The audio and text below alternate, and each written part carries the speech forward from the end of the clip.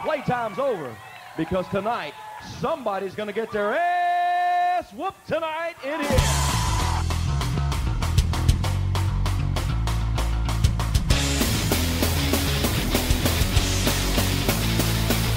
Why do I run and why do I hide when I see it coming further on down the line? Why do I sing and why do I write these songs? I know I'll try to these thoughts of mine, but the springs arrived as I just wait.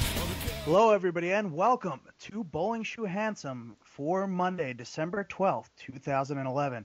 I'm your host, Kevin McElvaney. With me, as always, is my other host guy, Young John. There has to be a better way to put that, Kevin. Well, there is the traditional co-host, but I don't know. There was something subservient about the sound of that word, so... I'm okay. I'll be your subservient. I'll work on it, okay? I'll work on some better nomenclature for this show. All right. All right. And with that said, we are here, as promised, for an all-new approach to Bowling Shoe Handsome. And we have a specific theme for this week's show. And best way to introduce that theme is to give you this week's title, and that is Private Jokes Are Rude, which they are. So this week, Young John, we're going to be talking about private jokes, specifically inside jokes, and largely how they relate to professional wrestling. What do you think of that? I think I'm ready. I think I'm ready to take an adventure with you. A private adventure. Remember that private adventure we took a few weeks ago? You know what? I don't think everybody needs to know about that. I thought that was just between us, but... Well, you know what, Kevin? Private jokes are rude. I thought whatever stayed in hot air balloon... Whatever happened in hot air balloons stayed in hot air balloons. But I wish you would have stayed in that hot air balloon. You're a hot air balloon. Anyway, so this week we're off to a great start here. But the theme of this week's show is inside jokes. We were talking a little bit about this off air, but a lot of this going on in pro wrestling, past few years in general, but specifically the past few months. A very big theme, common thread running through WWE and TNA. And it's these sort of things, I mean, you could refer to them as work shoots, but I think it goes a little bit deeper than that. It's these things that aren't just blending these elements of fact and fiction. It's these things that, without deeper probing or prior knowledge of some of the situations, fans will actually miss out on some of this content. You know what my favorite shoot is, Kevin? What? A parachute. Go to hell. You go to hell. You go to hell and you die. You go to hell and you die. To hell with Kathy Lee Gifford.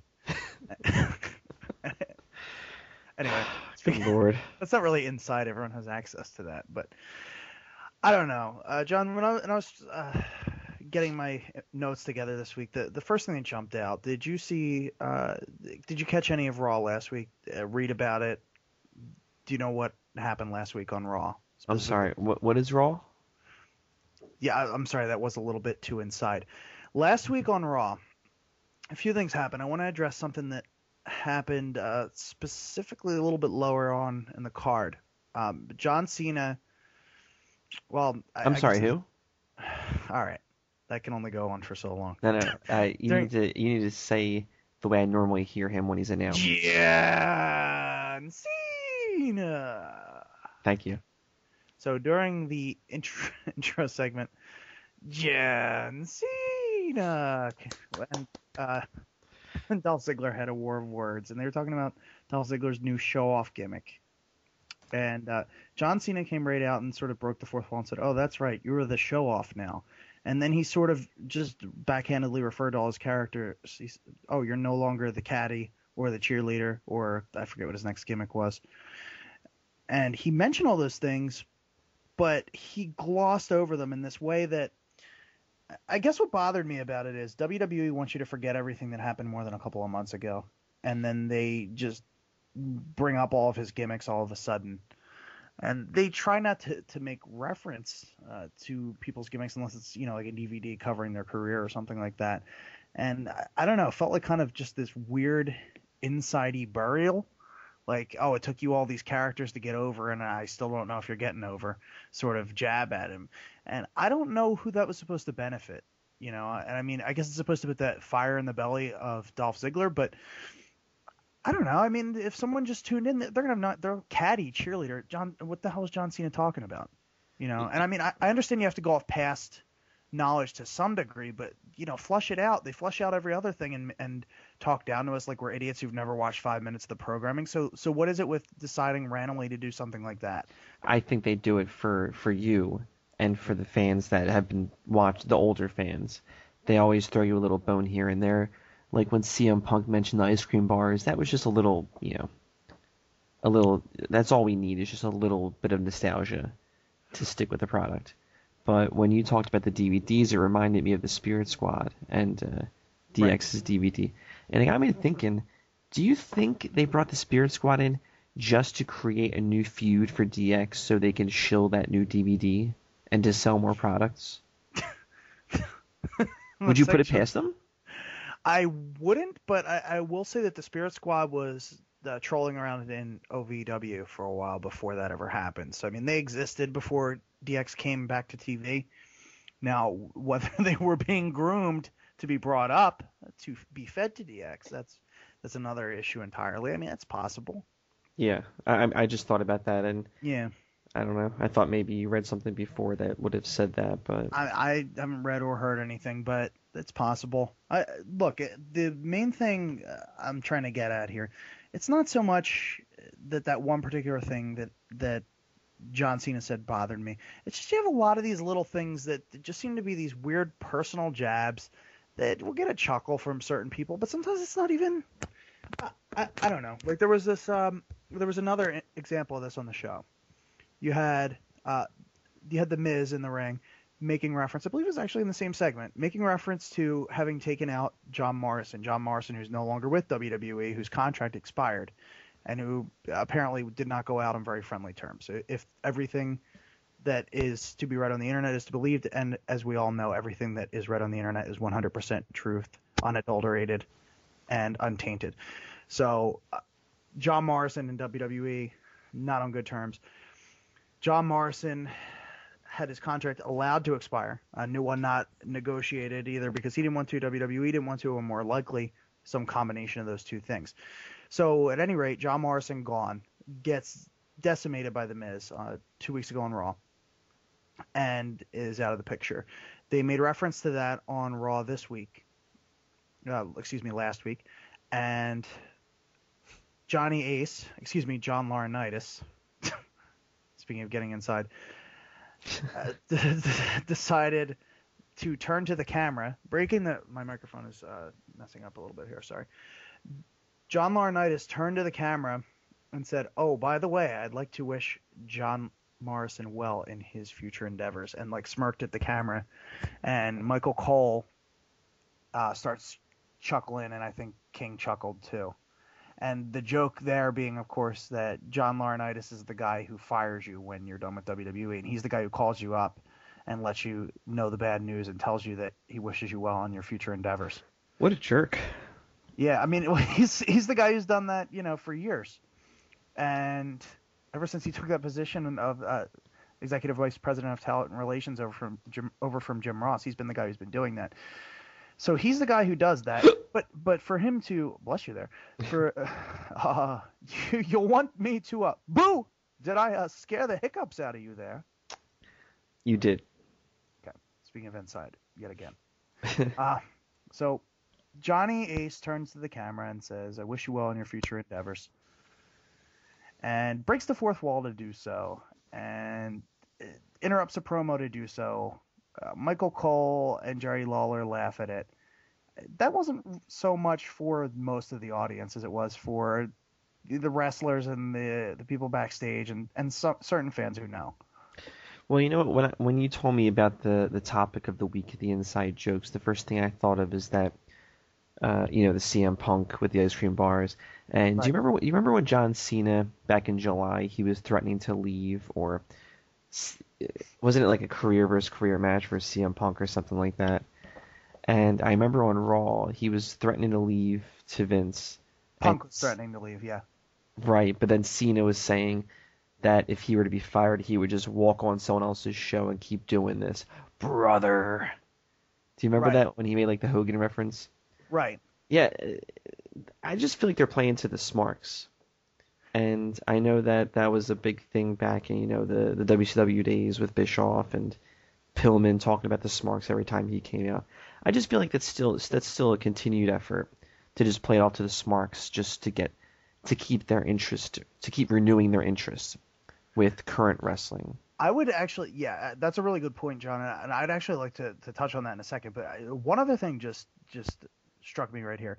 So we're saying about these personal tie-ins, these people who are in other companies, these people who aren't even on TV, these things that aren't even ever addressed on TV. Right. And you look at the biggest thing to me, this is the most egregious example of stupid inside jokes that do nothing.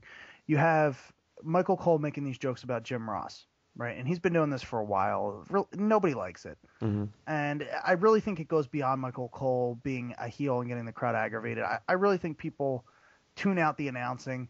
Probably some people turn the volume off. I'd imagine that people have turned off their TVs a couple of times or changed the channel because, okay, this is just obnoxious.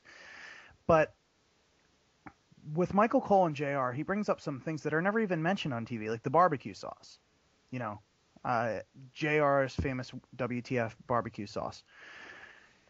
We know that Jim Ross had a barbecue restaurant, had a couple locations, and still sells his barbecue sauce at WWEshop.com. And Did you just obnoxiously plug Jim Ross's barbecue sauce No, I on didn't. Bowling Shoe Handsome? JR, that'll be $20. So what? Not so expensive, King. Just for a single mention on this no-name show. On this 147th most popular podcast featuring the words bowling shoe in the title. Jim, you have to stop calling me at 4 a.m. with these stupid comments. I can imagine that's what Jerry Lawler's saying. By God, King, I just couldn't sleep. I ran out of Ambien, and I had my Jeffy on the brain. My sweet. Okay, inside jokes. Well, all right. Well, by the way, I think we need to mention that later. Let's. But I think we're jumping a little bit ahead of ourselves here. Let's get back to what I was saying. So the barbecue sauce thing, right? So certainly a handful of fans know about that. People who go to his website, his blog, his Twitter, whatever, which you can visit at www. Jim Ross loves barbecue. That's a passion of his. But it's not something that is addressed in WWE storylines. This is some weird personal jab that a lot of fans, I would venture to say, more than half of fans wouldn't know or particularly care about. And it's something that they bring in, and these weird personal attacks and making these things personal, but with this information that a lot of people aren't even privy to. And that, to me, is the most ridiculous part of it. Right. Well, do you think that maybe he's ad-libbing? You know how you'll see like a TV script, or you'll watch like a behind-the-scenes feature where the script will tell someone to do a certain motion, and they'll just go outrageous. Maybe it's scripted, obviously.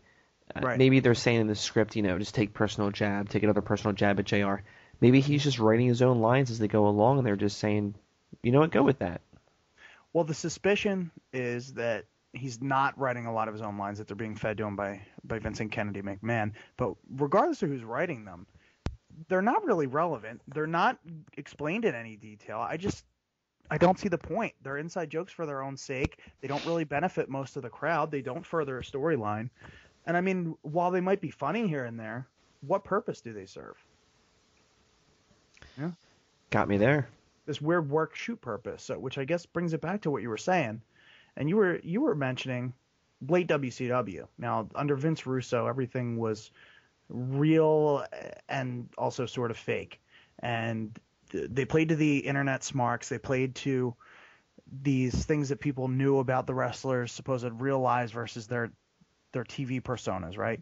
And this was always a big focus of late era WCW. And yeah, recently WWE's been like that. And I'm not saying there hasn't been anything worthwhile. I mean, certainly some of these work shoot programs, promos we've seen in the past few years have been amazing. I mean, take the Punk one before Money in the Bank.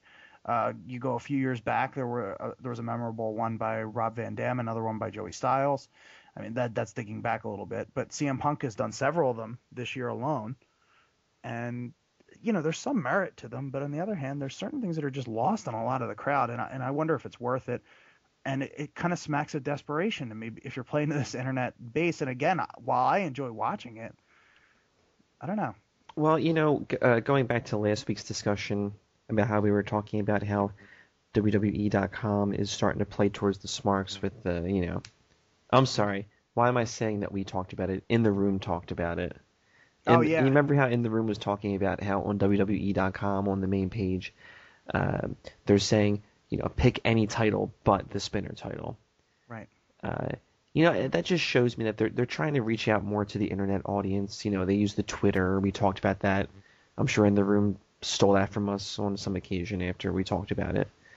But these insider comments, I feel like they're just working towards that internet crowd.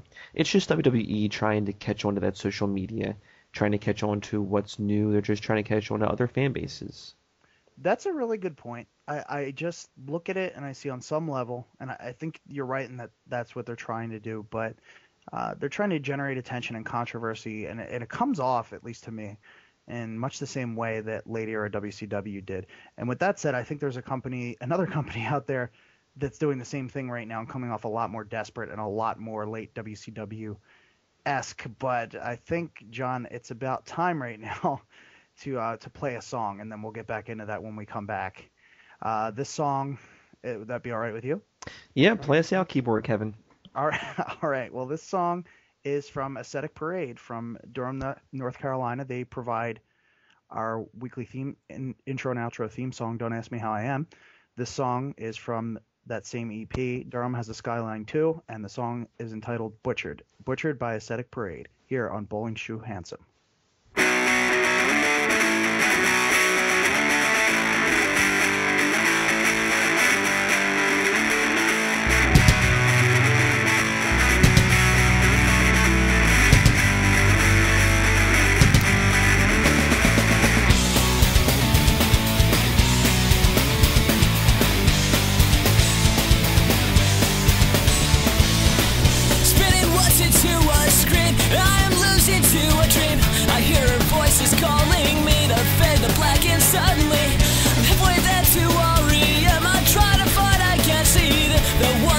This weight on my own falling lips and closing eyes.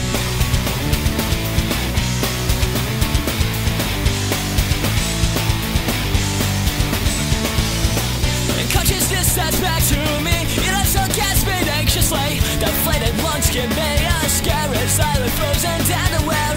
In this place of darkness dread, all these thoughts play in my head. A horror film for all to see, for those awake while I'm asleep. My breathing heavies and I am weak. My face is down and first the sheets. Keystroke sounds are all I am. My mind and thoughts begin to despair. I cannot tell what's coming next. Final word of endless text. I hear voices calling still. I don't belong in Chapel Hill. I'm not awake but I still know there's not the place to go.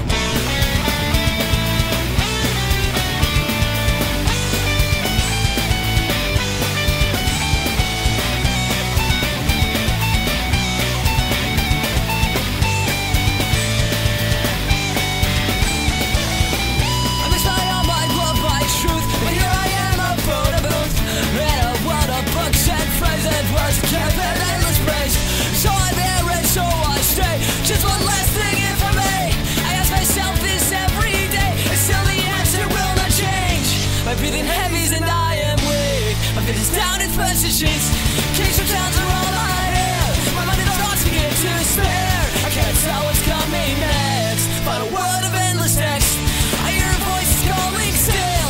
I don't belong in Chapel Hill. I'm awake but I still know there's not the place to go. There's not a place for drawing fools. I'd launch you off the salaries instead of halls and galleries. So I'm here and so I'll stay. Since the last thing if I may. I'm awake but I still know there's not the place to go.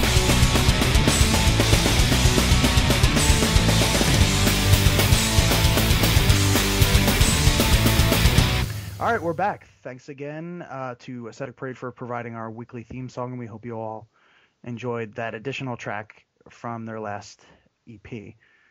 So, John, late era WCW, and what company reminds you of late era WCW? I would have to guess and say TNA Wrestling. That's pretty good. That's kind of where I was going with that. Oh, And thank God I was going to say CZW and see where you're going to go with that.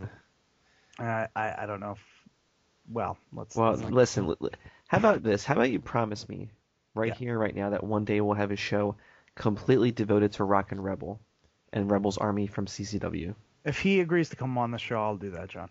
It That would be awesome. We'll do that. I would mark out. I wouldn't smark out. I would mark out.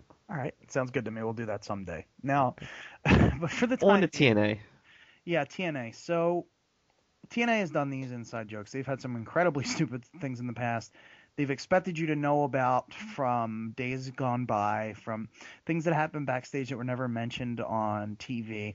They had, I forget who Kazarian was with. He was with somebody on camera, and then he was with, I believe, Tracy Brooks in real life. Yeah, they got married. Right, they got married, yeah. Broke my heart. And just at one point, they randomly they made a reference to them being together as if you already knew about that, even though more recently Kazarian had been paired up with another knockout in a romantic relationship. They expected you to just know, to read the dirt sheets and to know what was going on backstage. It was very, again, they wanted you to be privy to this information, and in order for what they were doing to make sense, you had to know about that. But they never brought it up on TV. And they've done a lot of that stuff over the years. They've mentioned these behind-the-scenes grudges versus the on-TV grudges, and it's as if you're supposed to believe some of them more than others. And granted, WWE has this problem to some level when they try to mix this real life and wrestling together. But with TNA, it just seems to be a lot worse in certain situations. I mean, I don't know about you, but I really feel as though TNA's crowd is made up of WWE's crowd. And I feel like they're learning about this product primarily from the internet.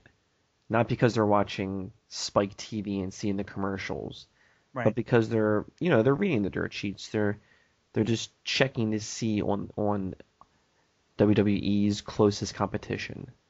And so I really want to blame Vince Russo for creating stupid, crappy inside jokes to play towards the smarks. But I don't know. I feel as though they're doing something smart by playing towards the internet crowd.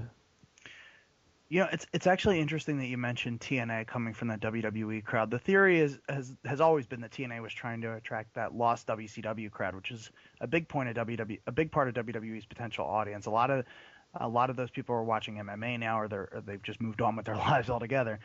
But interestingly enough, when I was at the fest down in Gainesville in October, one of the people I was hanging out with was a guy from Australia, and he's actually someone who doesn't watch WWE and who watches TNA because he was a former WCW fan, and that's where Sting is now. I almost couldn't believe that had happened, but That's rare. I guess there's a portion of the fan base, but I think for the most part, you're right. These are people who are general wrestling fans and who read the internet and who know about these things. I just think that in general, that's a kind of a strange approach to take. Now, if that's the case, and if TNA is trying to get those WCW fans in, I don't know, that's a bad audience to try and take in, because I mean, personally, I know you're not a big fan of MMA, but I was never a big fan of UFC. I was a big fan of this promotion in Japan called Pride Fighting Championships. And after UFC bought Pride, first of all, Pride was just a totally corrupt promotion. They were basically run by the Yakuza in Japan. And once UFC bought them, I knew that they were going to just take what they wanted, kind of like what WWE did after they bought WCW. Right. They were going to take what they wanted and leave the rest in Japan so they can make their own promotion. I had one of two choices. I could either watch UFC, the promotion that I didn't really like that much, or I could just try and follow whatever offshoot promotions came from Pride. And you know what? It's way easier to watch UFC than it is to go online and find Dream Fighting Championship or Victory Road promotion, all these little basically indie promotions from MMA. My point is, it's basically the same thing when it comes to the wrestling with the WCW breaking up. WWE brought on all of the, I guess, the profitable wrestlers, except for Sting, obviously, and they just let everyone else, filter into the indies. And, it took a little while for TNA to get off the ground. I think they were NWA Wildside at first, right? The two are related.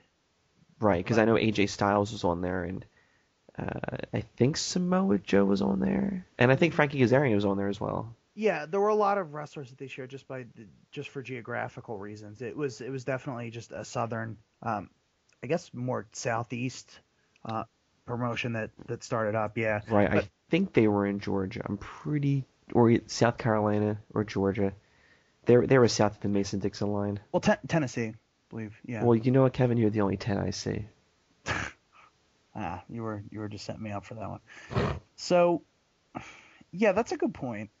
I really think that it probably is easier to just default to watching WWE, and that a lot of people did that, and then some other people probably just didn't bother, yeah.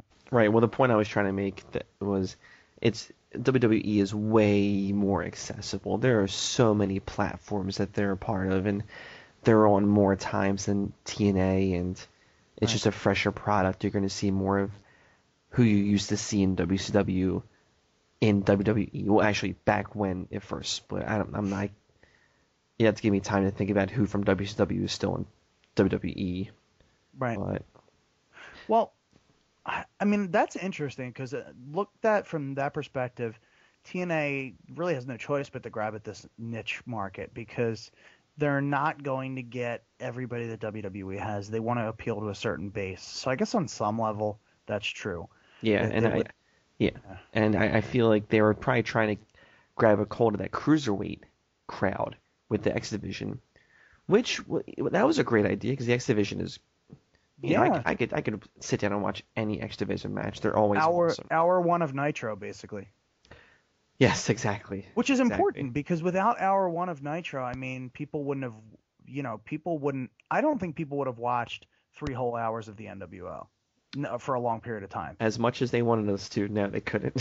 Right. So you needed that to keep the show exciting. And I really think maybe it didn't put the butts in the seats, so to speak, but it certainly kept people interested. And I think there was a portion of the crowd that wouldn't have watched for as long as they did without it. But yeah, that's a good point. I mean, they definitely had a specific part of WCW's audience they were trying to reach, and just the wrestling audience as a whole. So there is that. I guess I just look at certain things that to me are inexplicable and a little bit too inside. So you have specifically what I'm thinking of this week, Dixie Carter. So Dixie Carter, the heiress for Panda Energy, whose father's money is behind this promotion, right? Right. And yeah, okay, she's a wrestling outsider, and I think you should on some level acknowledge, yeah, she's the head of the promotion, but with how heavily she figures into TNA storylines, it kind of gets ridiculous. They kind of talk too much about her not knowing what she's doing to the point where it makes it look like this is just a shoddy company, and they've had her power taken away from her. Somewhere between 27 and 30 times in late 2011. And by late, I mean October to December. It's just seriously, it's just so stupid that they have her figure this much in. I mean, she's not a particularly good performer, and that's no fault on her. Most wrestlers aren't, but and she's not even that. But I look at this, I don't know. This week, I don't. The tapings, I guess, will be out tonight. But last week on Impact, Bobby Roode spat on Dixie. Okay, so he said I spit at you. I don't have the exact quote, but essentially he was saying I don't respect you. I spit at you, and then he actually did spit on her. So he spits on this person who's usually that costs $50 to spit on Dixie Carter. Yeah, right. In her other job as a prostitute, Kevin. You're incredibly What I'm subtle. trying to say is that she's a prostitute. Great, you're incredibly subtle. So what are wrestlers but prostitutes, though, honestly? And what are we but prostitutes? Well, no, we're not making money, so we're not prostitutes. So we're just whores. We're sluts. You can support us on the Slut Walk, which is an awareness campaign. Anyway, anyway, so does that qualify as inside? Because I don't think most people listening here are gonna be. Well, you know what? I don't want to. The Slut Walk?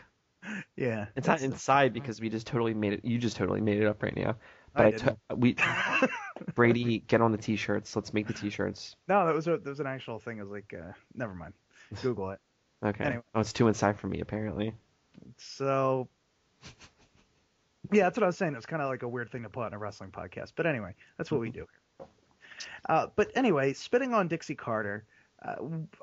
This is, I mean, you could have someone take up for her, but in general, this is just bad storyline work here to me. This is trying to involve someone who, for all intents and purposes, has no purpose in a storyline, no business being in a wrestling storyline. You know, she's not specifically associated with one wrestler enough that where this is going to matter.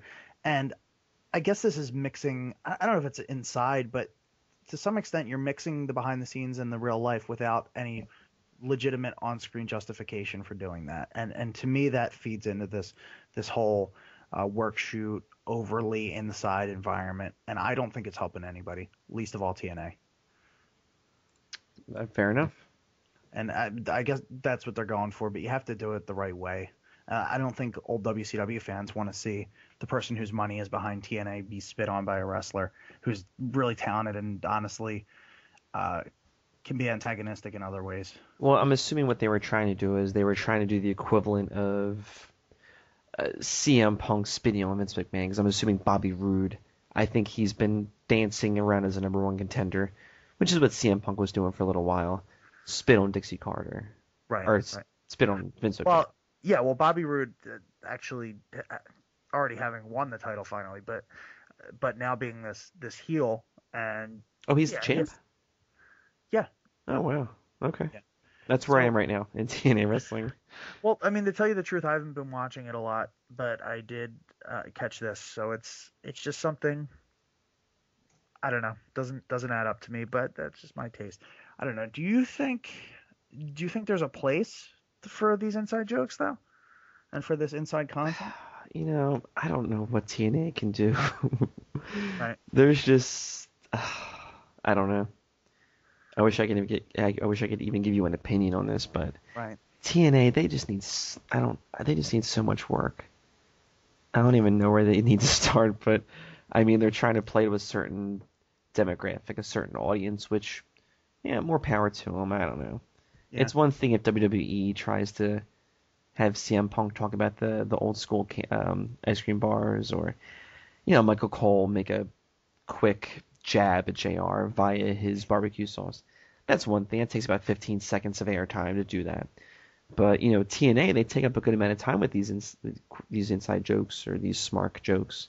Yeah. And I guess what Vince Russo and their writing team is trying to do is they're just trying to play towards that smarky crowd and the WWE internet crowd.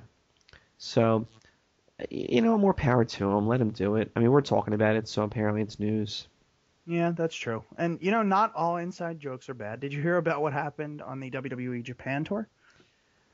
I actually did read about this, and not because not because you told me, but I actually did read about it. I kind of forgot about it until I saw Zuba's. But yeah. let's listen into what you have to say. Well, I think you said most of it there.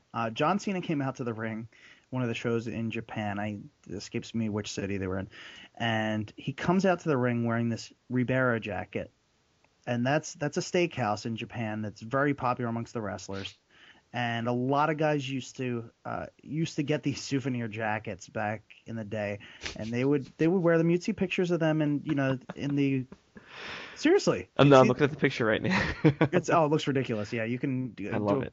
I love it. Maybe you know what? Let's make that the picture this week. I think people will see it firsthand if they haven't already. But I'll send it to you. I'll send you a great picture. Oh, there's a different one. Okay. Well, at any rate, you have these jackets, and a lot of the old school wrestlers used to wear these when they would tour Japan. They would get these because they would go visit the steakhouse, and they would be given these as gifts. So there would be pictures of wrestlers wearing these in like the Bill Apter magazine, the Pro Wrestling Illustrateds, and the wrestlers. Yeah, there's the Zubaz. He doesn't have the jacket on in that picture. No, but the Zubas are there. And Yeah. the site that I'm on, They're 49ers Zubas too. yes, they are. I used to own a pair of these. Wow. I literally had the same pair of pants. I had Eagles ones, I think. I had 49ers and Giants because they're my two favorite teams. That's right, DJ. I used to be a Giants fan. Oh wow. But this site that I took it off of, Mm-hmm. they took the picture. They gave photo credit to the 49ers PR director. That's funny. How funny is that? Very funny.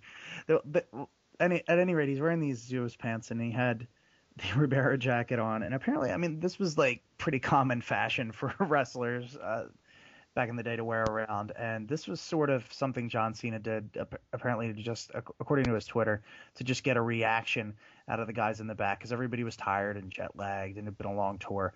And he just did this to sort of get a reaction from the guys. And this was at a house show. The crowd probably, I don't know how they reacted to it. They probably thought, okay, that's not what he wears on TV, but I don't know. I think for some reason that's less of a big deal at a house show. I think that's kind of fun to do things like that at a house show, and it doesn't interfere with storyline continuity. It doesn't raise any questions that you have to address. Why did this guy do this? Because house shows are kind of standalone events for the most part. Yeah, I guess that's why I did, just to give a thank you to the Japanese crowd by wearing the steakhouse jacket and the Zubas pants, because they like stuff like that. They like seeing different American fashion. Yeah, right. That's not bad. And I think there's a place for inside jokes. I mean, God knows we make a lot of them on this show. And yeah, true. On every show on this website. So attractive, King. Oh, my God. So mightily attractive. Oh, good God almighty. And when that started coming up, I don't even think I ever prefaced that. I don't think I said, hey, one day John and Andy Bernard and I were sitting around and saying, I think I just came out and they were talking about Jim Ross in the room, and I just said, oh, good God, my Jeffy, so attractive, King. And they're just like, what? My Jeffy is what set it off. And I mean, when you're sitting there in a room with a couple of friends and you hear him talking about how red hot Jeff Hardy is, it makes perfect sense that you would take it to the next level here. But and that's how a lot of these impressions have come up. My Taz, the Kane WebMD, it's just they are sprung from ridiculousness. My rainbow hair warrior. My rainbow hair warrior, King. Oh God, he glows like the finest diamonds in the deepest, darkest nights, King. See, it's just you can keep going on and you exaggerate, and yeah, it's probably a little obnoxious the first time someone turns in and hears that. I'm like, what are you? Is that a bad Jim Ross voice or yes, or like, you know, or is that some terrible George Bush impression? But it's just you hear that, and yeah, it's a little inside at first, but once you get in on the joke, it's kind of fun. And I think that's the way with most inside jokes. I think there's a time and a place for them, and the time and a place is usually our whole show. Yeah, we have way too many inside jokes. No, we don't, King. Oh my God. Yeah. Oh yeah. Yeah. Oh yeah. Teach me. Oh Lord. Anyway, I think. So while we're on the subject, should we introduce our new the world, joke? the entire world who listens to our podcast, all 6 billion people in the world? Should we talk to them about our new inside joke, our new characters? Yeah, let's do it. You want to introduce that? Sure. I remember texting you this when this is I was home drinking, you were out drinking, and I said I have a new characters for the show. I thought of the conversation Legion of Doom had when they came up with their wrestling names, Hawk and Animal. Okay. And we're going to go through it right now, right, Kevin? All right. Yep. So you're going to be the man who would be known as Hawk, right? Yeah, and you'll be the man known as Animal. Joe Laurinaitis, yes. brother of Johnny Ace, and son or father of NFL linebacker. Yep. Very much. Dan Laurinaitis. Yeah. Oh yeah. No, he might actually be Joe Jr. I don't remember. Joe Laurinaitis. I'm not sure. No, I think he's Dan Laurinaitis. I think he's on the Rams. Shows how much I know about football. Anyway, let's take this show on the road. So, all right. Well, this is when LOD came up with the wrestling ring names. So, what'd you choose, Joe? What's your wrestling name going to be? It's great. I picked Animal. What about you, Mike? Dude, I picked Hawk. My name's going to be Hawk. You have to change yours. A hawk is an animal, Joe. A hawk is an animal. We are the best people. The best at being... A hawk is an animal, Joe. Joe. Joe, a hawk is an animal. You can't be animal because a hawk is an animal. Makes perfect sense.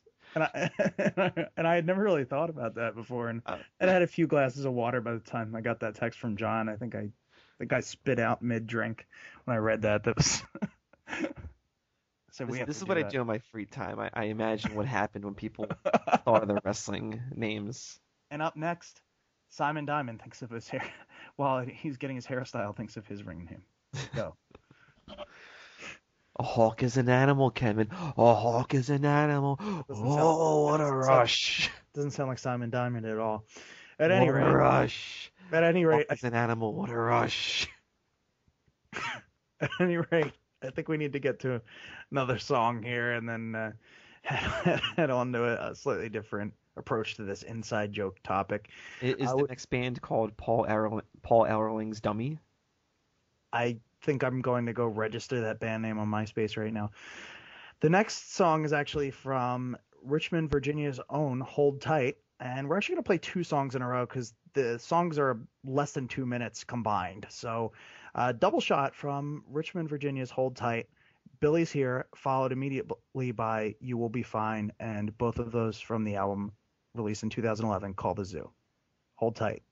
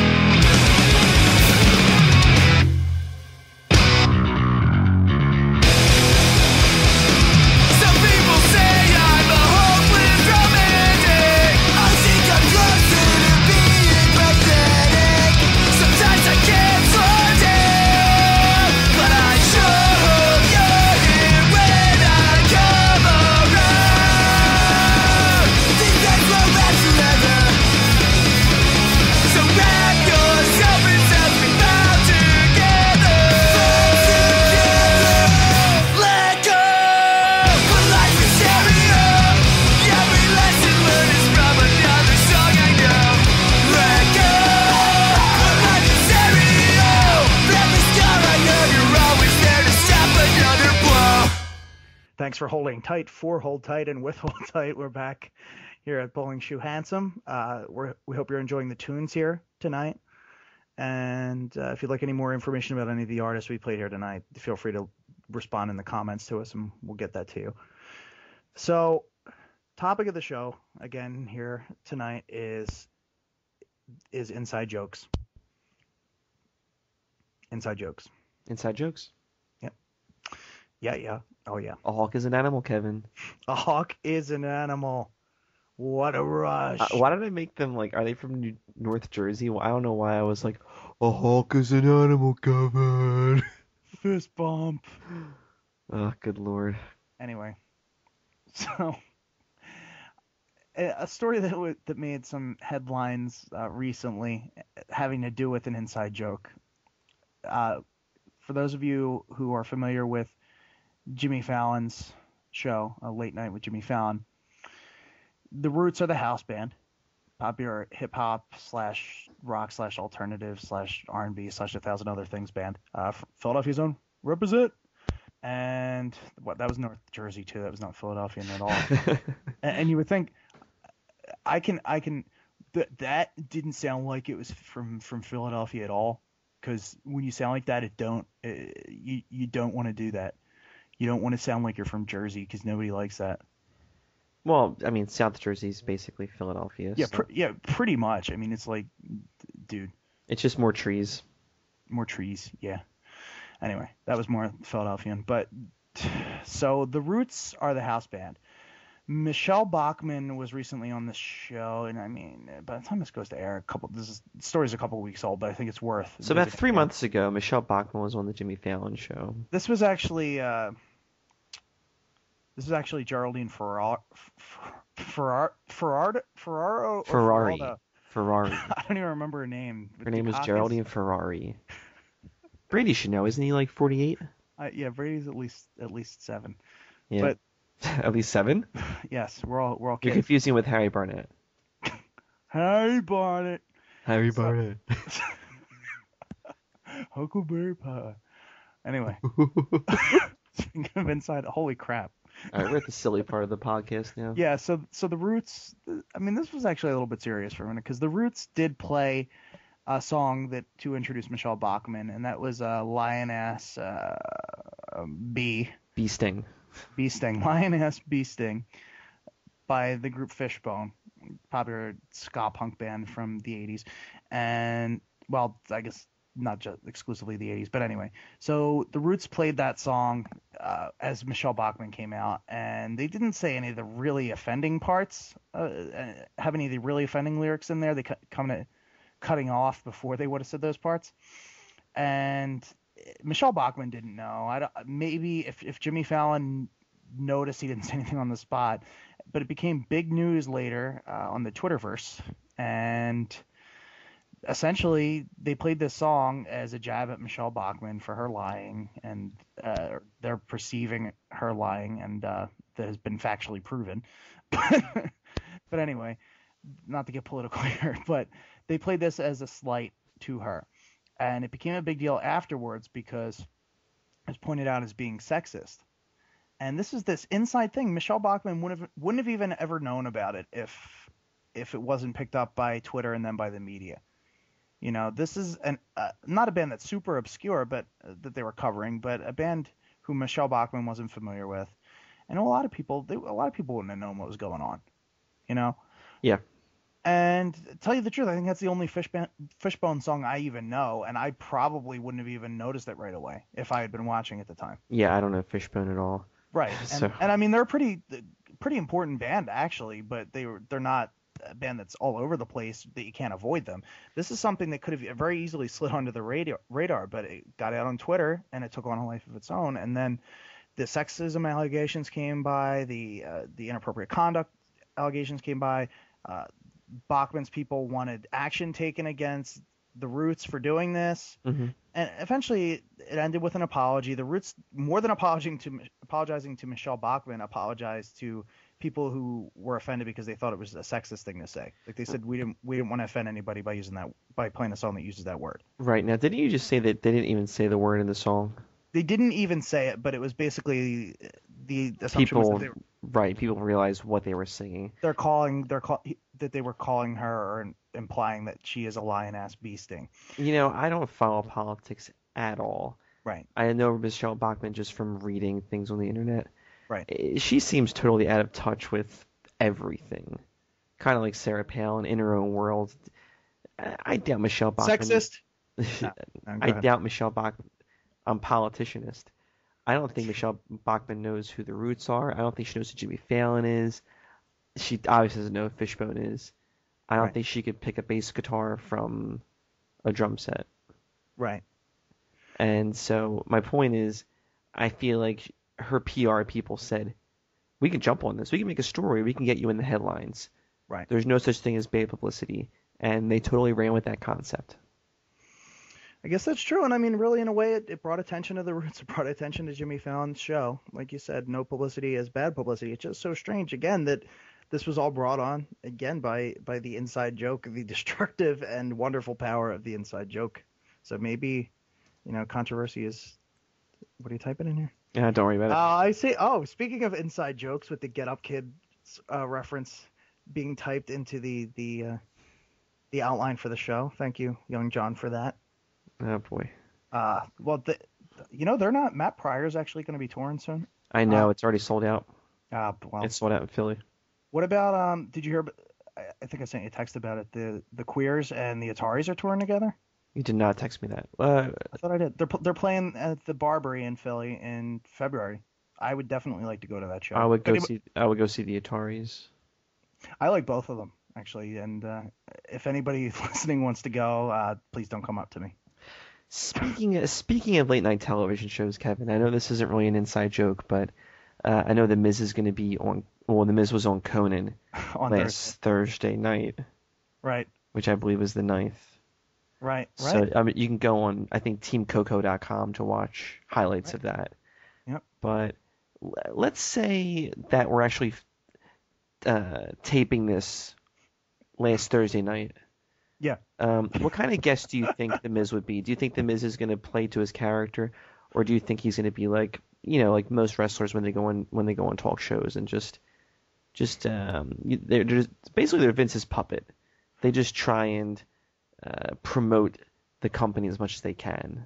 Well, I think typically wrestlers do try to have a little bit of fun when they go on these shows. You've had some interesting appearances in the past. You had Sheamus. I think Sheamus bro-kicked the head off of some... Whose show was he on? Was he on Craig Ferguson? I don't know, but that sounds amazing. He bro-kicked the head off a dummy or something. There was another show in the past where Test was on Tom Green's old show, his talk show, not the stunt show. Right. And he actually gave his signature pump handle slam to Tom Green when he was on there. So they do some interesting stuff. But I believe the last time before this that the Miz was on Conan, he actually, what was the name that he came up with? The Miz gave Conan a nickname, and it actually wound up being on a T-shirt that Conan sold after that. Like, he really did get out there and have a little bit of fun. This is when he was champion back before WrestleMania. Right. And it was something like Ginger Ninja. There we go. And Ginger Ninja, and he got people chanting it. Mm-hmm.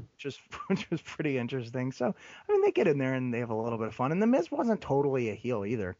Right. Well, I mean, I'm sure people. I bet you have to most make people. You don't want to be unpleasant, like, because you have to have people watching your show. Right. Exactly. I'm sure a lot of people that are watching Conan know The Miz from the real world as well. So. Well, there's some Ginger Ninja shirts on Zazzle, but those are hardly official. So. Conan sells all the shirts through Zazzle because Cafe Press was too hoity-toity for him. But anyway. All right. So I think that more or less does it for our major topics. We do want to leave time. John, I know you usually have one or two questions you want to ask at the end of the show, and we do have to go through the Who Slammy. So I think I want to play one more song, and then we'll get to that. Okay. This song was provided to us by Tom from the band Throttle Jockey, and they were a punk band from Westchester and a very popular pop punk scene there in the mid to late 90s. His band was called Throttle Jockey, and this is actually a song about wrestling, and it's called This Time Is Personal. The intro you may recognize as Abdullah the Butcher from his Japan run. So here it is, This Time It's Personal by Throttle Jockey. We'll fight anybody. We'll fight anybody! Anybody! We'll fight!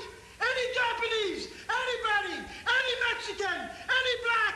Any Chinese! Any Japanese! We'll fight! We'll fight! We might leave with the belts! You happy? No. Yeah, no. Why? Because I kind of want to beat somebody up.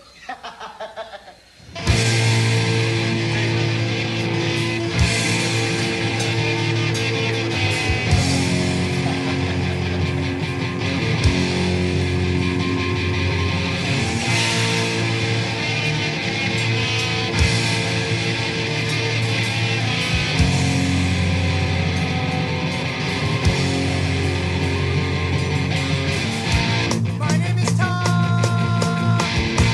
I'm a mustache.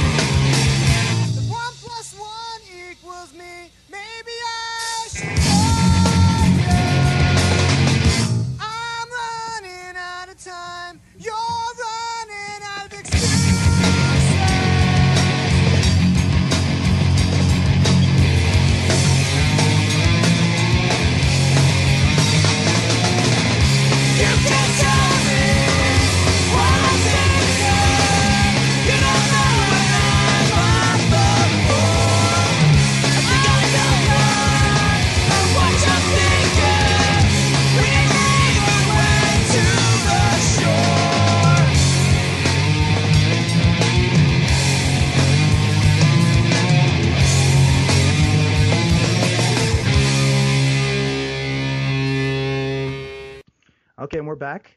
Throttle Jockey with This Time It's Personal. Going kind of long here tonight, Young John, with all this music added in. But Yes, we are. But it's been fun. Okay, well, I guess we'll open it up now before we get into the Who Slammies talk. Did you have any questions you wanted to ask this week? You know, I Jack can Tunney will not be in the Hall of Fame. Well, there goes my questions, Kevin. Do you have any others? You sure? You know, usually my mind is running all day, every day, and mostly it's just random ass wrestling questions that I forget to write down.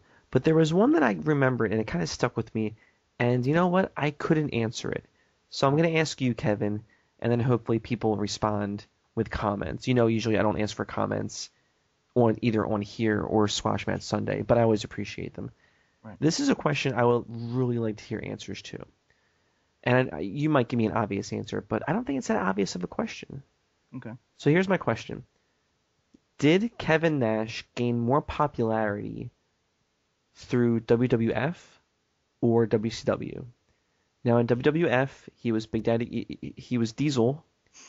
You know, he was just Shawn Michaels' bodyguard who barely talked. And then he started wrestling. They quickly threw the Intercontinental title on him. Right. And then through, I don't know, some kind of politics. Oh, that's right, because Bret Hart didn't want to lose a Diesel. You know, he beat Bob Backlund at the Madison Square Garden house show and became the WWF champion. Right. And he was pretty big. You know, WrestleMania 11, he walked down with Pamela Anderson and Jenny McCarthy. Right.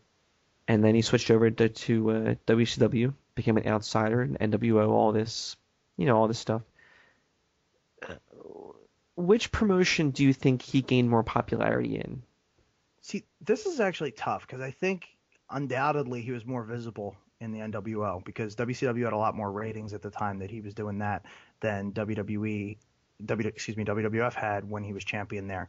That was kind of not a really big period for them. But oddly enough, Kevin Nash in WCW only had so much momentum because he was a WWF defection. So in other words, it was sort of legitimizing WCW in a way. You know, it wasn't just Hulk Hogan going down there and being a pet project for him. It was, oh, this is the new place to be. Scott Hall and Kevin Nash, Razor Ramon and Diesel are here.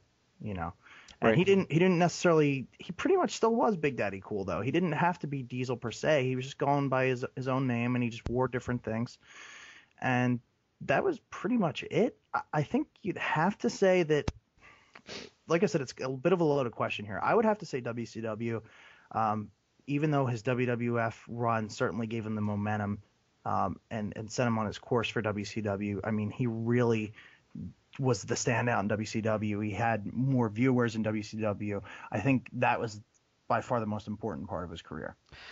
You know, I'd have to agree with you. I really feel as though when he was in WCW, I mean, obviously he was a founding member of NWO. I know they try and give Hulk Hogan credit for that, but I really feel as though Scott Hall and then Kevin Nash, they were the two founding members of NWO. Right. And then obviously they were founding members of the Red and Black. I think they were both. Wolfpack. They were both in the Wolfpack. Nash was anyway. Hall stayed in Black and White. Yeah, I forget. I mean, I don't know if he switched over or not. My memory's kind of hazy with that sort of stuff. But Kevin Nash certainly was, yeah. Kevin Nash definitely was the Wolfpack. Yeah. But my point is, you're right when you say it's a loaded question. I'm not trying to trick anybody. I guess it's more of a personal question. Yeah. Where do you feel he gained more momentum? Where do you feel as though he gained more fans or more people noticing his work? You know, I guess I'm always partial to mid to late 90s WWF. Right. Watching Superstars every single Saturday and watching Diesel, you know, take on different guys. I remember his match was Razor Ramon on Superstars where Diesel beat Razor Ramon. I think a month or two later, Razor Ramon beat Diesel, and for title changes to happen on Superstars is Yeah, that was about as unheard of. rare as Barry Horowitz beating Skip, which is once in a blue moon. Do you like my Barry Horowitz name drop? You didn't mention that he was Mr. Technical, but otherwise it was perfect. You know, it's interesting that Kevin Nash was undoubtedly more visible, made more money, had more success in WCW, but that he probably wouldn't have gotten there if not for the buzz created by him jumping from WWF. Do you mean what do you mean buzz? Well, in other words, Kevin Nash and Scott Hall coming over there, aligning with Hulk Hogan, just set the wrestling industry ablaze at that point. Everybody wanted to watch WCW, and WCW just kept gaining and gaining until it became the number one show. You know, and then that all set off a record period in wrestling history. And I think we can't get into all that now, but I really think there were other factors in play there other than just WCW or WWF having a good product. There were a lot of television and cultural trends at that point that made it happen. Yeah, definitely. But I mean, we could spend a whole day on literally a whole day talking about that. But I think it's that would be a great day. Yeah, we'll do that one of these days. But I think you have to say that he was more visible and had more success in WCW, but that if not for his time in WWF, who knows? All right. Well, thanks for answering my question. That's all I really have. I don't have any Hall of Fame questions. I didn't really think about anybody getting to the Hall of Fame. I actually did think about somebody, but I totally forgot, so don't worry about it. All right, we'll address it next week then. How about we head to the Who Slammies then? Okay. I think thebradyhicks.com is down right now. Okay. Because I can get on every site right now except thebradyhicks.com. Let me see if I can pull it up, and if I can't, we'll just double up next week. Okay. Oh, wow. It really looks like it might be down. I think it is down. You know what? That's probably for the best. We've gone kind of long tonight. So how about, with this being pre-recorded, it's totally going to sound like we made that up, but both of us are failing to get it. No, we really can't get on there right now. Yeah. So, all right. Well, how Good about... job, Brady. Let's good job. Let's wrap up. John, what's your background of the week? I think everybody's dying to know. Everyone's dying to know. And see. My background of the week is the same as last week, Kevin. What? It's the same as last week. Really? You change your background like every week, though. I change my background at least once a week. I'm sticking with Amber Heard from the Playboy Club, the picture of her sitting in the chair. I can't look away. Literally, I can't. You have not moved. You have not showered. You have not gone to work. I just minimized everything I was looking at. I minimized our sheet. I minimized your video. I'm just looking at her. And she's looking back at me. And I'm going to put this back on the comments. And I'm going to show everyone. Please click on this picture. She's just stunning. I was going to change it. I almost took it down for Erin from The Office. And she got engaged this week. Congratulations to her. Nah, you son of a bitch. I know. Her real name is Ellie... Kemper. Ellie Kemper. I don't have a huge crush or anything, but I'm not going to hold any grudges. It's a former Conan writer who got engaged to her, by the by. Yes. I have a really good picture of her that I'll put up as my almost background of the week. I'll put on thebradyhicks.com. Yeah, she it might be an acquired taste, but I think she's just the cutest girl in the world. Also, she's just very funny and talented, and I mean, she is really funny. The Office on Thursday night, because tonight's not Thursday. The Office on Thursday night was hilarious. Right. Well, I actually didn't see it, but I'm assuming, and she's always very good, and she has really good chemistry with Ed Helms. They work really well together. They did on Thursday night. Great. I'll have to check it out. And you know what? Speaking of Thursday night, everyone needs to start watching Community, because Community has been taken off the air for now. NBC is saying they're gonna bring it back, but people need to go on Twitter, #SaveCommunity, #6 seasons and a movie. There you go. I mean, it's worked before. Family Guy was off the air for a few years. Arrested Development was off the air. It's coming back. Futurama was off the air, and it's coming back. I mean, and it came back already. I mean, it's happened before. This is something that never used to happen, but you actually have the power to save shows that you really like. And it's all Yeah. And Community, despite liking the little bit I've seen and being told that it's exactly the kind of thing I would really enjoy, I've not really checked it out, and I think I need to do that and get on board this ship so it doesn't sink. I really think you should. I think our listeners should as well, or at least check it out. There should be a few episodes on Hulu for free, so Yeah. it's not like we're telling you to go out of your way to watch it every Thursday night. Go on Hulu, go on NBC.com. It's on there for free. They are. Yep. All right. Well, there we go. It's a pretty good endorsement there. Pretty good endorsement there. It's almost as good as that one time that my Uncle Carmine pitched for Old Spice, and it was back in the days of network television when the commercials were part of the show, so to speak, and he had a small part in a sitcom. It was known as My Son's a Punk-Ass Brat. It was on the CBS network. It only lasted for a few episodes, and I'm going off. I remember that my favorite line from that show. A hawk is an animal, Joe. You have to change yours. A hawk is an animal. You sound like one of those G.I. Joe PSAs. Remember those?